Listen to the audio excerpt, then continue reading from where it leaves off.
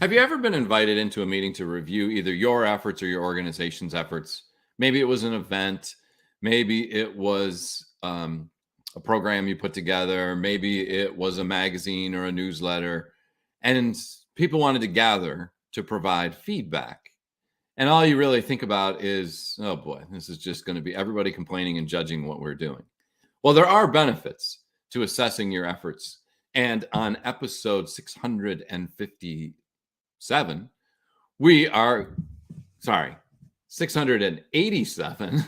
we are going to discuss the benefits of assessing your efforts on this episode of today's Antidote. So as you think about those, we'll be back in just a minute to start the discussion. Stay tuned for today's Antidote, brought to you by the Renegade Success Network. Today's Antidote features a healthy dose of thought-provoking insights and information for business owners, entrepreneurs, leaders, and nonprofit professionals. Each day since March of 2020, this program has offered that one thing to help you continue on your own unique pathway to success. And now, Renegades, we bring you Bob Graham and Tom Brush. Hey, Tom. Good morning. Good morning, Bob. How are you today? I'm good, and let's be honest, because we always like to be transparent. We are wearing the same clothes as yesterday because we were actually recording this on Wednesday for Thursday's broadcast. You love being transparent, don't you? Well, if someone puts comments in and we don't respond to them, fair, right? And I also don't think that's a bad thing. You know, we have this technology that makes this possible for us, so why not use the technology when we have a conflict? I agree. And I will certainly enjoy my morning. What will officially be tomorrow, I think I have some designs on how that can be different. So, excellent. Well, it's good that you have a plan for that. I do have a plan. Have you set aside time to assess the efforts of that plan? Just kidding.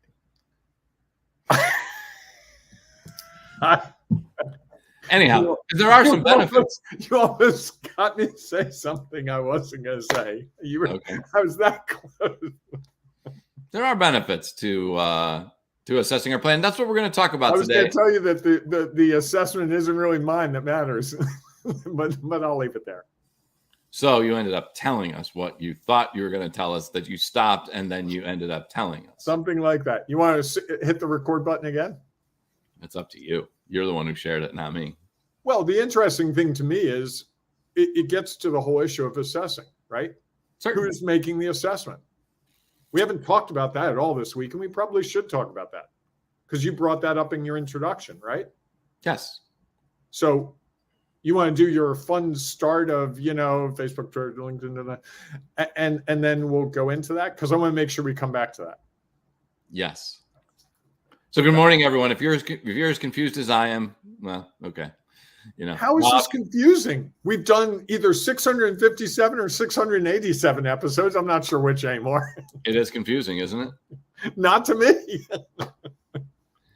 Anyhow, everyone, thanks. Slide with the number right down below you. No, and I have it actually off to the side as I noticed that, and it's like, oh, you knucklehead. It is right there. Anyhow, good morning, everyone. Welcome to today's Antidote. As Bob mentioned, we did record this, and we still would love to hear your thoughts and ideas as we go through our conversation around assessing your efforts and today the benefits.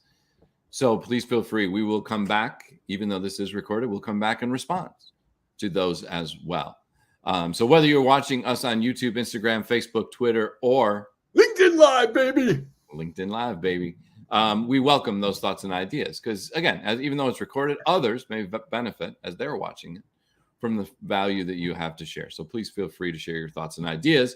And as we complete the conversation, Bob and I will each offer our one thing, our today's antidote, that we hope will help you maybe today or maybe somewhere down the road when you're stuck and uncertain how to take your next step, that this will help you figure out that step and continue along your own unique pathway to success. And of course, if you have value that you'd like to share on that, please feel free to do it because we know that it will impact us and our show. Before we dive into our topic, though, because I know Bob is itching over there to get into it, let's share our celebrations like we do every morning. Bob, what are you celebrating today? I'm celebrating the fact that because we've recorded this, I will actually not have to rush in the morning to be ready at 7 a.m. for this. So I love doing this program, but usually when we record it, it's because we have something else we have to do. This for me is a rare situation where I don't have anything that I have to do. So I can actually, I don't know, read the paper, lounge, make breakfast, have an extra cup of coffee, go for a walk.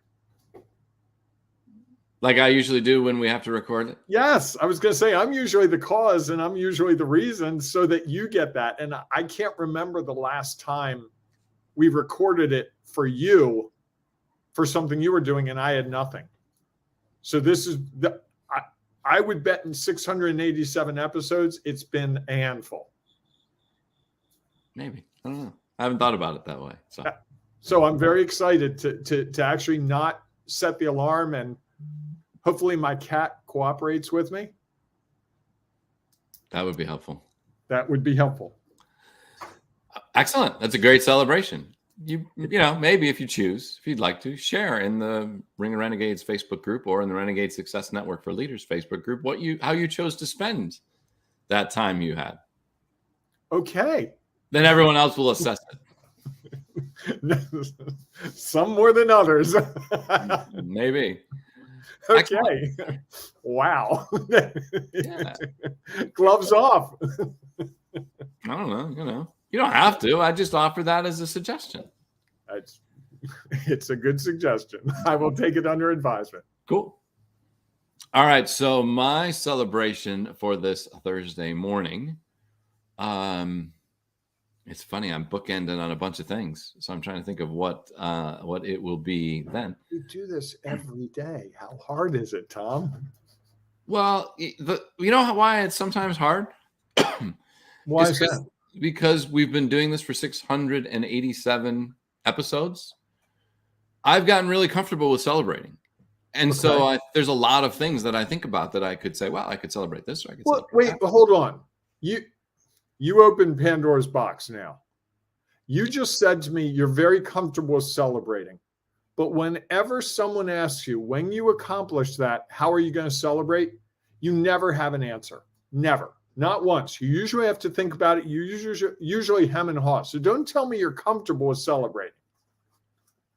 Well, here's the thing, though. I think that because I'm comfortable, it's hard sometimes to think about, well, what is the thing in this one specific instance?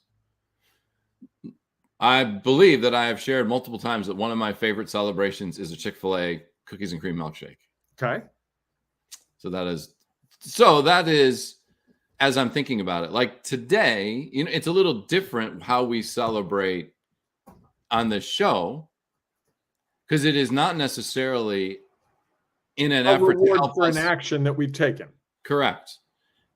And I feel like I have so many things to celebrate and I think mostly because, not that I'm any different than anyone else, that we have done this, that I get very comfortable with doing it. So there's like a lot of things that I could celebrate. And so I'll choose so the other day, and I'm going to celebrate it today, that we received the wedding invitation, which was very beautifully done, for my son's upcoming wedding in January. Oh, wow. And what was really cool about it was they send them out early. Usually you do it around 3 months. Oh, I thought it was 2.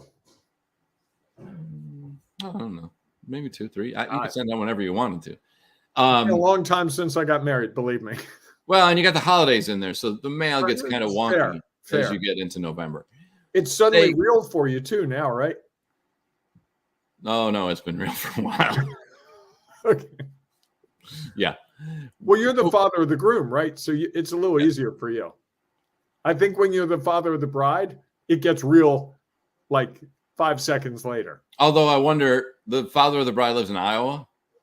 So they're a little wedding more in Iowa? removed for it. No, it's in Washington, D.C.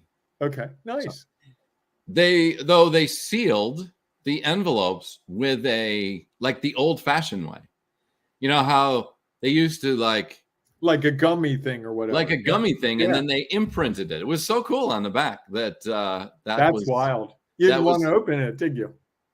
I didn't. I didn't want to break the seal. I thought it was just a really cool. I don't know that I've ever received mail that was sealed that way. And you watch any show that's kind of like old, going back to like really early days. Right. That's the way they sealed all their things, was like with some gum thing that they stamped it, and yep. So it was just really cool. So that's my celebration today. I like that. That's cool. At what day is the wedding? The first, or no? It's the 20. I'm not 100% positive. It's the last weekend in January. Saturday, the last weekend in January. 27th, maybe. Okay, it's not Super Bowl weekend. No, I think the Super Bowl is the first weekend in February. Okay, all right.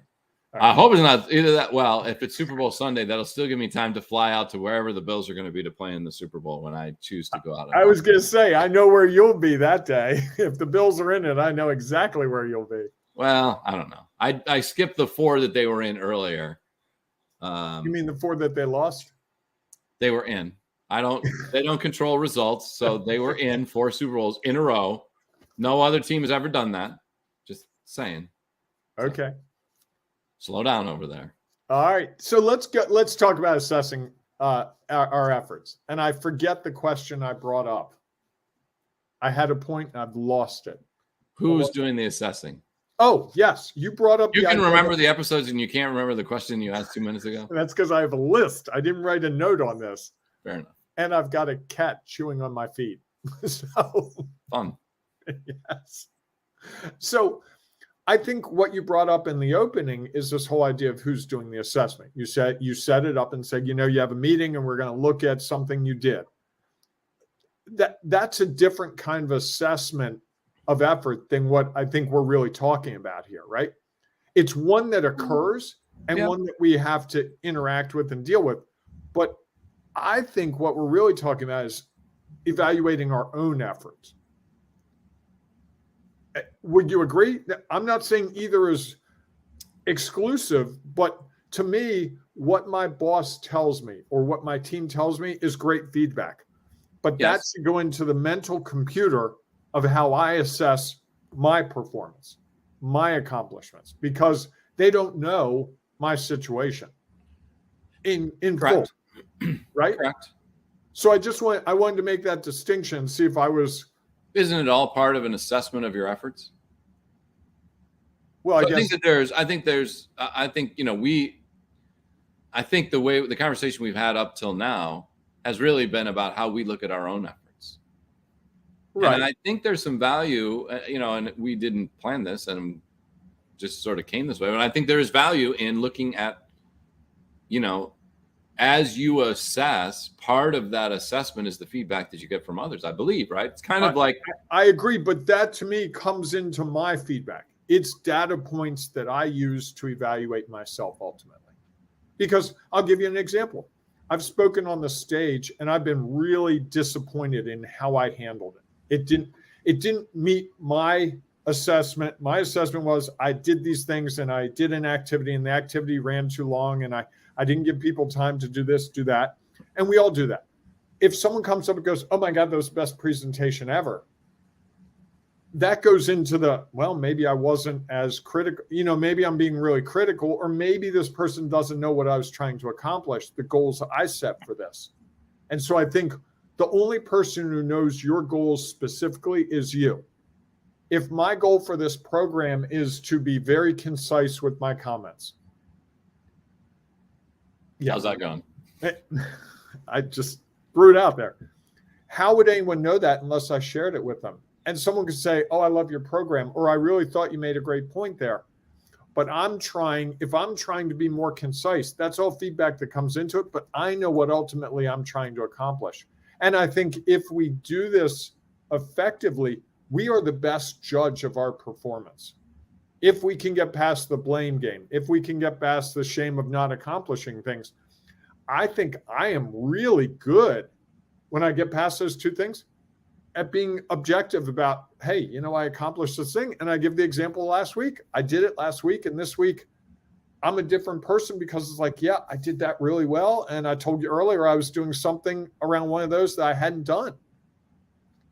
Because, and also I think we are responsible for ourselves ultimately. Yes, we have bosses. Yes, we have leaders that should support us. But at the end of the day, don't I have to motivate myself? Don't I have to judge myself? Don't I have to evaluate myself? Don't I have to move forward myself? Well, I hope you don't judge yourself. I know I said that. It just came out. Well, I think that, I guess my thought isn't the results that you believe you received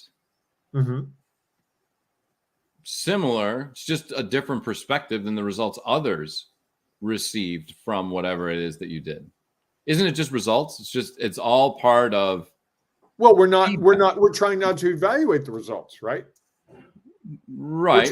We're trying to evaluate the steps, right? So I'll give you an example. So I made I reached out to 50 people on LinkedIn yesterday in an industry. Haven't done that before. Wow, Bob, that's a lot of outreach. Boy, you really did a great job. Okay. Someone else would say, really, 50? I've automated that. I can get in front of 1,000 people in that same amount of time, and I don't lift a finger. Whose assessment is the one that you deal with? I take my assessment because I know that I've never done that before. I know that that was a big step for me, and that step leads to other steps. And that's what I think it ultimately comes down to is I'm the only person who can clearly know the steps I'm taking and the effects because no one else has lived my life. I don't know what you've been through. You're going to officiate, or last night you officiated a game that was a high-level game. No one's going to know that on that field. You and anyone who heard this yesterday will know that. And someone goes, God, he's the worst referee in the world, or he's really an amazing referee. Boy, we need more of him. They're not going to know that you're shaking in your shoes or you are not confident. And so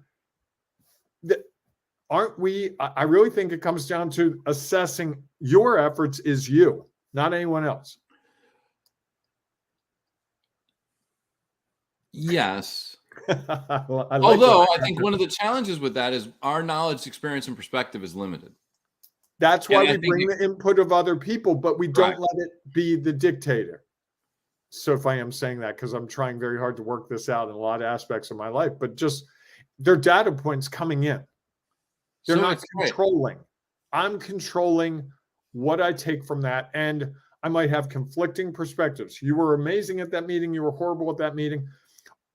At the end, I've got to weigh those and say, you know what? I believe that I was this way at this meeting. And I believe this is where I might do something differently next time to see if I can derive a different result. Right? Yes. And the question might be the different result for whom? So I think that's why I think it's all part of this, the results are all over the place based on your perspective. And so all of that feedback, you're going to look at it one way and you're going to say, wow, 5 was great. I made 5 calls. Isn't that great for me? And I think by others either agreeing with you or sharing something different allows your perspective to be impacted. And so as you go through and learn from this, one of the learnings is this was valuable for me in this way. Yeah. Now I've also learned that other people say, this is a different perspective around that. And so maybe my perspective is limited. Because if you always say, hey, I made 5, that's great.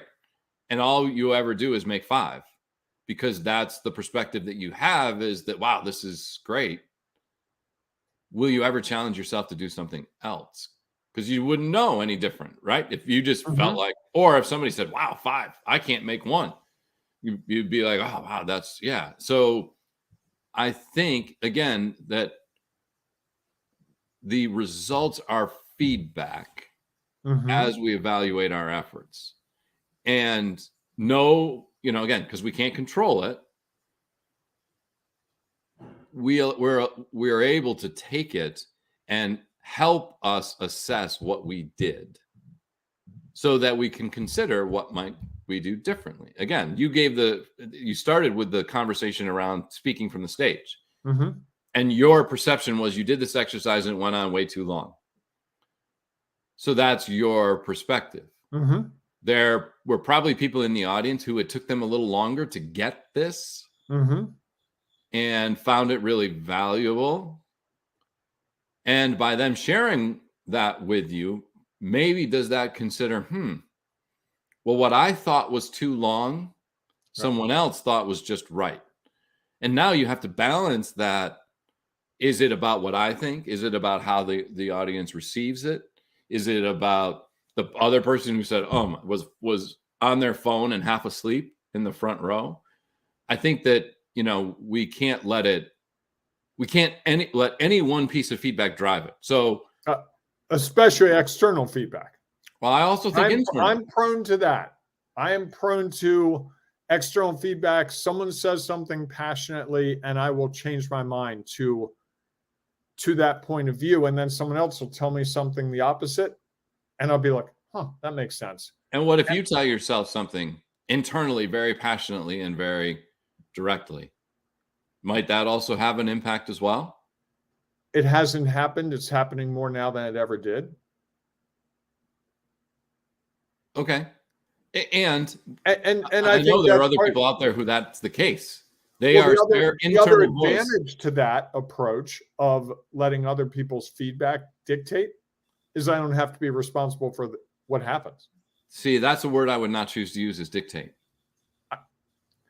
I've done it though. I understand. And it's so, well, it wasn't my decision. They told me to do that and I did it. It didn't work. Now I'm off the hook. And I know there are lots of people listening to this or watching this and going, I so know what that's like. Well, it didn't work for whom? How many times have you been at a networking event where someone says you should do this thing? Oh my God, you should do Instagram ads. Okay. And the person just goes and does Instagram ads with no knowledge, no preparation, just I'm going to spend $100 on Instagram ads, and it doesn't work. And then the next person says, oh, you should do direct mail, and on and on and on. And I think it's easy to let other people dictate for us. And what I would say is one of the real benefits of assessing your efforts is it's you making the assessment, because we talk all the time about carving your own unique pathway. Yes. I'm not carving Tom's pathway, and Tom's not carving my pathway, even though you're very influential to me in a million really great ways. I don't give you ownership for the decisions I make. You certainly pointed out to me things, but I can think of one thing that you suggested to me a week or so ago, and I did it. It worked really well. Yes, it was your idea, but I'm the one who implemented it, and it was my decision ultimately. If it had gone horribly wrong, I wasn't going to be like, well, Tom told me to do this. Well, I think, and again, what's interesting in some of those, you were, like the Instagram ad. Someone says, hey, you should do Instagram ads. And in your conversation and what you shared was it went wrong. That's judging the action that judging the action you took by the results. You're not learning from it. You're not stepping back and saying, interesting. These are the results I got. Based on these results, how can I go back and look at what I did? Basically, the person was judging the results, saying it didn't work, and now feeling like when the next time somebody says, I'm going to do something different.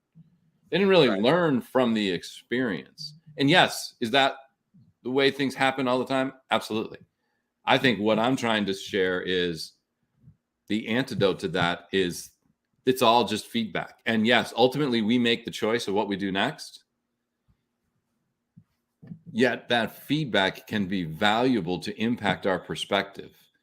I believe that if we are only focused on our perspective, we miss opportunities to better understand the impact that we have on others. You stand up on the stage, and if your only feedback is yourself saying that went way too long. No, I'm not saying that, Tom. I'm saying that all that feedback should come in, but ultimately it should be filtered by what I'm trying to accomplish.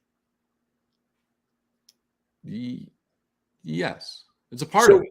I'll give you another example. I was teaching college courses, and I get one student who would just hate my class. They'd write a long note, and it'd be like, the textbook is horrible, and he didn't do this, he didn't do that. And a couple of times I'd just knee jerk and be like, oh, I got to redo everything.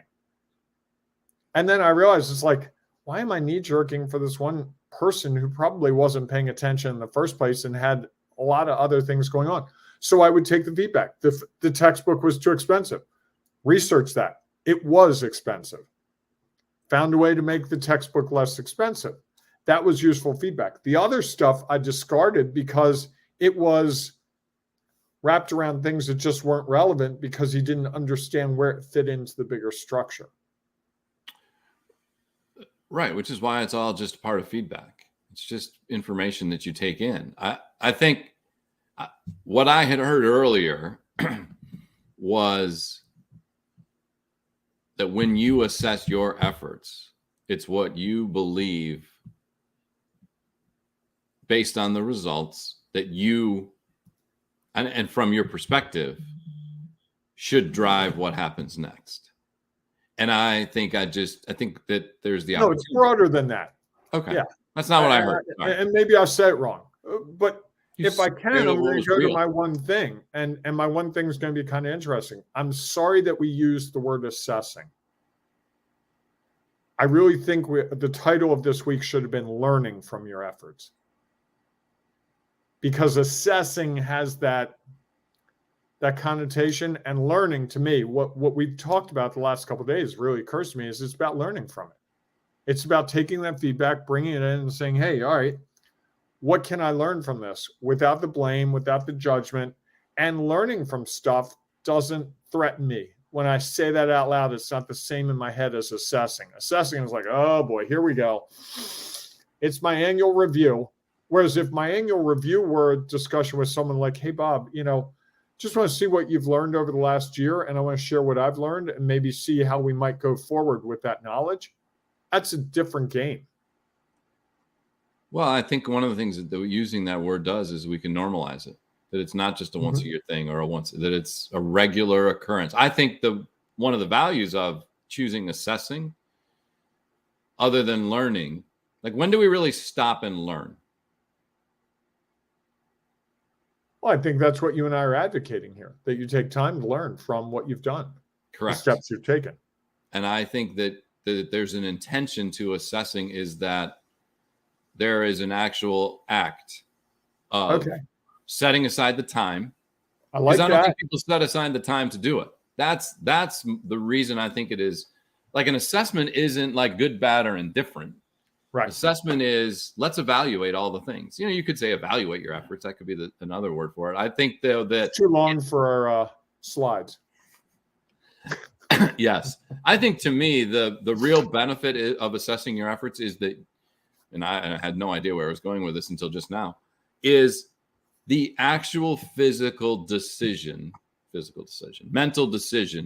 to take and set aside the time to do this on a regular basis. Mm-hmm. I think so often we choose not to do it.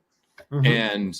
And so there's all the steps involved, which is choosing the time.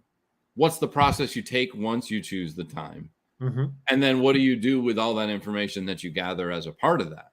And I think those are the things that I think people find really hard to do, because they are worried that it's not going to be an assessment.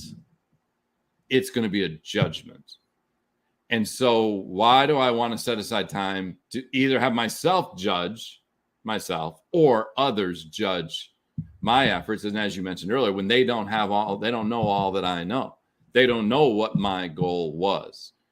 And just like any feedback you get from anything that you do from someone else, that's just their assessment. It's part of their feedback. They took the time to stop and say, whether they walked up to you and said, that was the greatest presentation ever, whether they filled out a form that said, nah, I really like this, but this thing went too long. Or, you know what, I really like the pace with whatever they say. They took the time to assess it and provide feedback. It's up to us. And even if they choose to judge it, that's up. They say that's the worst thing I've ever heard. Mm-hmm. Okay, fine. I got no value out of that. All right, that's your judgment. That's not really an assessment of it. It's like, here are some really key things of why I feel that way, why that judgment is what's coming up. Right. And so I think to me, it's the act of actually doing it and intentionally doing it. Mm-hmm. And setting aside time without distraction. Correct. I think that for me last week was really key to it. Like just blocking it out on my calendar and saying, this is the time, even though part of that time I wasn't actually doing it. But I was driving and I was doing it in my head as I was driving. And the great thing about driving was I wasn't distracted by email and Facebook and all those things. So, and so that's interesting. What is an interesting takeaway from that experience? I think driving's got power for me in terms of, I know that. In the current way I operate, I don't do as much driving as I used to. Okay. So what might you do differently the next first Friday of the month? Hop in my car and drive somewhere and do it. And drive and think about it. Right. And then write stuff down. Go and do the deeper dive, sit at your desk. What does it look like? Right. I think there's some, again, and we all have to figure out what is the way that we most effectively assess. And sometimes I think we just pull up and look at numbers, which is the results. Right. And I also think being in a new environment when you do that assessment can really help. Even if it's going to a coffee shop, just good. As a writer, I used to try when I was struggling to write something, I would go somewhere that I hadn't been and just sit there and work on it. Library, bookstore, college library, somewhere that just was different because that different environment seemed to spark a different kind of creativity. For you. For me, yes. Yeah, it's what's real for you. Yep. So, excellent. All right. Well, this has been a interesting episode. I think if we stopped to assess the efforts, we would learn something from it. Anyhow, thanks so much for being a part of our show. If you have your one thing that you'd like to share, please feel free to put it in the comments. We know if you're listening to the podcast, unfortunately, you're unable to do that. So we would encourage you to join one of our two groups. If you're a LinkedIn person, go to the Renegade Success Network for Leaders, and you can share your one thing there. If you're a Facebook person, that's where you spend your time, where you hang out. Then you can go to the Ring of Renegades, and you can share your thoughts and ideas in there, because we know that not only is it helpful to get it out there for someone else, you may also discover something that will benefit you the next time you're stuck. So we look forward to seeing you inside of those groups. Oh, and by the way, if you are watching this before 11:30 a.m. and you've stuck with it this long, at 11:30 a.m., I will be providing some tips. Wow. We're going to have to assess that one if you stayed with us that long. Just what was real for me in the moment. Okay. I'm going to give some tips around assessing your efforts. On a Facebook Live, only available inside of our Ring of Renegades Facebook group or our Renegade Success Network for Leaders LinkedIn group. So we look forward to seeing. You can watch the recorded version if you can't make that 11:30 Eastern time today. It will live in those groups in perpetuity. Yeah, I guess. So I look forward to seeing you then, or we'll see you inside the groups, or we'll see you tomorrow morning, 7 a.m. Eastern time, for Bob's favorite show of the week. Oh, Discoveries of the Week. It comes back again. Every week it comes up. I love it. Isn't that great? How it just keeps showing up at the end of the week. Your like favorite a cycle or something. Yeah, interesting how that happens. Hey, embrace the renegading, you people. Well worth your time. Absolutely. And go out, make it a great day. We'll see you soon. Thanks for listening to today's Antidote, powered by the Renegade Success Network. The Renegade Success Network helps you confidently create your own unique pathway to success. To learn more about the Renegade Success Network and how you can take your next step, follow us on Twitter, connect on LinkedIn, or join the Ring of Renegades Facebook group. For full details on how you can join our community, go to renegadesuccessnetwork.com. Embrace the renegade in you.